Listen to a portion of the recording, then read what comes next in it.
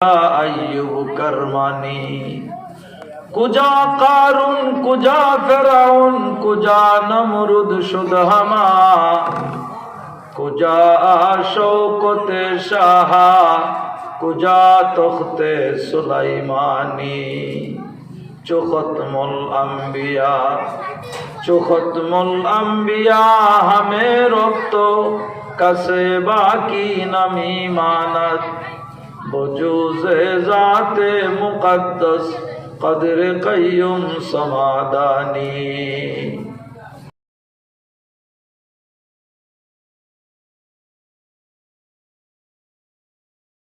এ কারণেই অনেক লম্বা চূড়া হাদিসের ব্যাখ্যা এই মাহফিলে যারা উপস্থিত হয়ে গেছেন আল্লাহ তাআলা ভালো মন্দ ঢালাওভাবে সকলকে মাফ করে দিয়েছেন।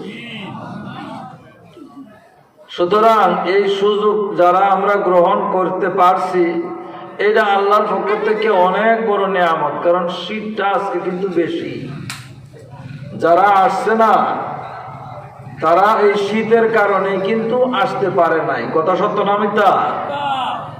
তবে আমরা যদি কোথাও কোনো জায়গায় মাছের সন্ধান পাই, আমাদের বা আমার বাড়ি তো লক্ষ্মীপুরের পশ্চিমে শীতলের হাওরের ভিতরে এই আশ্বিন কাতি মাসের শেষ দিক দিয়া উজানি পড়তো। আমার নিজের চোখের দেখা, আমি শুনি নাই, শোনা কথা বলতেছি না, আমি নিজে দেখছি। 2 দিন 3 দিন একাধারে এই যে কন্যা জাল লাশ মাছ মারে, মাঝে মধ্যে আমরা কাইলারা মাছ হয়তো, কিন্তু দেখা গেছে দাঁড়ায় থাকতে থাকতে পানিতে পড়ে গেছে, মরে যাইব। এইরকম ঠান্ডায় শৈল বরফ হয়ে গেছে গা, কিন্তু মাছের লোক। কথা ঠিক না বেটি? মাছ যদি এক কাছাও তার মা তার বোঝা পরিমাণও পাইছে, মাথা বোঝা না আরো বেশি পাইছে, মনের মন মাছ মারছে। কিন্তু 10-20 মন মাছও যদি মারে একবার সুবহানাল্লাহর মূল্য হবে না? ও আমার অত্র এলাকার ভাইরা, যেখানে আল্লাহ তাআলা একটা মাদ্রাসা মঞ্জুর করেন, এই এলাকার কিছু মানুষকে আল্লাহ জান্নাতে নিবেন, এই কারণে দয়া করে একটা মাদ্রাসা ব্যবস্থা করে দেন। যে এলাকার মানুষকে আল্লাহ তাআলা জান্নাতে নেওয়ার ইচ্ছা করেন, সেই এলাকা আল্লাহর খাস গড় একটা মসজিদের ব্যবস্থা করে দেন। যে এলাকার মানুষকে আল্লাহ তাআলা জান্নাতে নেওয়ার ইচ্ছা পোষণ করেন, সেই এলাকায় কোরআনী কিছু আলোচনা শুনবার এবং বলবার আয়োজন করে দেন। আমি যে আগামী বছর, এই বছর শীতের কারণে এই মাহফিলে আসতে পারলাম না, আগামী বছর একেবারে আসরের নামাজ থেকে এসে বসে থাকবো, নেওয়াত বালা। তবে গ্যারেন্টি আছে আমি আগামী বছর থাকবো কিনা? না। ইদা জাআ আজালুহুম লা ইস্তাখিরুনা সাআতাও ওয়া লা ইস্তাকদিমুন। এমন একটা সুনির্দিষ্ট সময়, অনেকে বলতেও পারে না কার। অনেক মানুষ আছে অসুস্থ হইয়া ঘরে পড়িয়া থাকে, আল্লাহ বিল্লাহ করে, কিন্তু এছাড়াও গাড়ি অ্যাক্সিডেন্টে স্ট্রোক করিয়া অহরহ লোক মারা যাইতেছে না? মহতরম হাজিরিন, যারা আজকে এখানে উপস্থিত হয়েছেন, আল্লাহ তাআলা আগামী বছরের আগে যদি দুনিয়ার থেকে উঠায় নিয়ে যান, তাহলে তো বলতে পারবো আল্লাহ আমার আমল কিছু নাও যদি থাকে, আমার জিন্দেগির শেষ একটা বৈঠক ছিল আপনার হুগলা ব্যাপারী বাড়ি মাদ্রাসা, সেখানে উলামায়ে কেরামের সামনে বৈশা কোরআন ও হাদিসের কথাগুলি বড় আনন্দ সহকারে আমলের নিয়তে শুনছিলাম। হইতে পারে রহমতে খুদা বাহানা মিজুয়ার একটা মানুষের সারা জিন্দেগিতে একটা যুক্তি আর কথা যদি আল্লাহর কাছে পছন্দ হয়ে যায়, আল্লাহ তাআলা তাকে জাহান্নামের আগুন থেকে মুক্তিতে জান্নাতে পৌঁছায় দেয়। কাজে আমি অনুরোধ করব, এই মুহূর্তে যদি আশপাশে যে পর্যন্ত মাইকের আওয়াজ শোনা যায়, যদি লেপটা ফালাইয়া দেয়া, ওয়াইজুদ্দিন সাহেব যেহেতু বলছে কথাটা জান্নাতে যাওয়ার উসিলা, এটা পুরাপুরি এটিং করিয়া আরামের বিছনাটা সারিয়া যদি আপনার প্যান্ডেলে চলে আসতে পারেন, নিশ্চিত সম্পূর্ণ গুনাহমুক্ত অবস্থা বাড়িতে যেতে পারবেন। সহবতে সালে তোরা সালে কুনাদ, সহবতে সালে তোরা সালে কুনাদ, সহবতে তালে তোরা তালে কুনাদ। ভালো মানুষের সাথে বসা উঠা বসা করলে ভালোর কিছু গুণাগুণ আল্লাহ তাআলা দিয়াই দেন। যেমন দেখছেন, খারাপ মানুষের সাথে চললে, গাঞ্জাখোরের সাথে চললে, গাঞ্জা না খাইলেও অন্তত পক্ষে গাঞ্জাটা টান দিয়েছে দড়া ভালা, এটা তো তার নাহ লাগে। এটা কিন্তু আধা বেল পর্যন্ত তার নাহ গন্ধ লাগে। আতরের দোকানে যদি যান, আতর কিনছেন না, কিন্তু 1-2 ঘন্টা পর্যন্ত আপনার সুগন্ধি অনুভব হবে। আপনি কি মনে করছেন আজকে বাড়ির কানি হুজুর পাইছি, শেওলার হুজুর, আপনার বড় বিশ্বাস হুজুর, ছোট বিশ্বাস হুজুর। ছোট বিশ্বাসটা কি? ছোট বিশ্বাস হইল ওনার পরিচয়ের লাগি। ছোট বিশ্বাস কি? পরিচয়ের লাগি। আলহামদুলিল্লাহ, অত্র এলাকার সুসন্তান হওয়ার কারণে ঘরে ঘরে, পাড়ায় পাড়ায়, মহল্লায় মহল্লায়, মাদ্রাসা, মক্তব, মসজিদ, যেখানেই তাদেরকে ডাকা হয়, ওনারা আগ্রহ সহকারে পৌঁছে যান। সুবিধা অসুবিধা কোনো দিন চিন্তাও করেন না। এমন বুজুর্গানের দিনকে দাওয়াত করিয়া এখানে আনিয়া আমি লেপ গরম করবাম, বিছানা গরম করবাম, এটা কিন্তু ভদ্রতায়ও চায় না। কথা ঠিক না? ঠিক।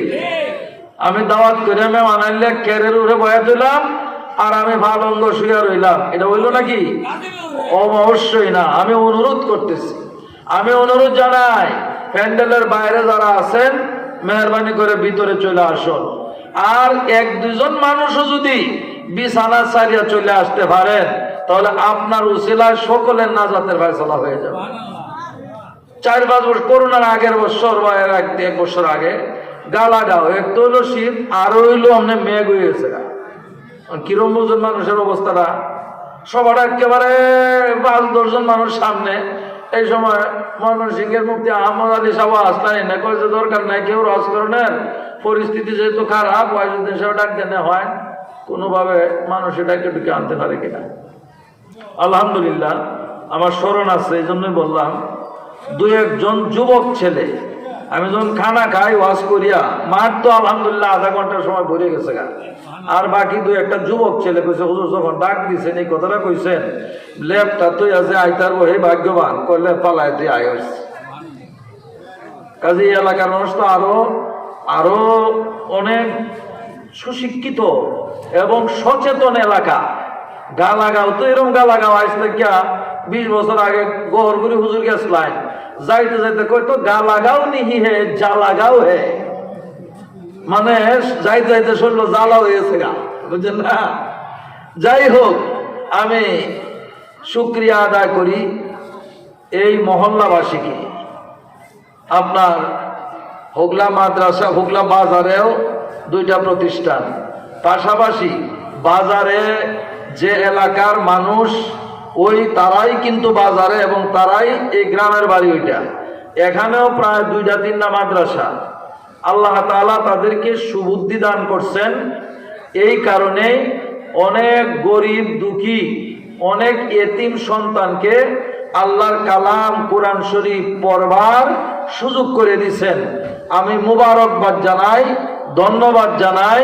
আল্লাহ তাআলা তাদেরকে এইরকম সুবুদ্ধি উদয়ের জন্য পূর্ণ যাজায় খায় যেন আল্লাহ তাআলা দুনিয়া এবং আখিরাতে দান করেন। সকলে বলে আমিন। তো যারা আয়োজক, বিশেষ করিয়া ব্যাপারী বাড়ির আমার বড় ভাই আলহাজ ইয়াকুব আলী ব্যাপারী সাহেব, উনি তো আসেনি, খানা ভিনা খাওয়ায়া উনিও আসতেছেন। বাকি যারা আছেন আমি সকলকেই নাম, আমি আবার ঘরও চিনি, নামও চিনি, তারা সবাই প্রায় আমার আলহামদুলিল্লাহ একসাথে হজ করার সুযোগ হয়েছে। আর ইয়াকুব ব্যাপারী সাহেব তো ওনার বাড়ি আর মক্কা মদিনা সমান হয়ে গেছে, বছরে 2-3 বার গেলে, বুঝলেন না কথাটা আমার?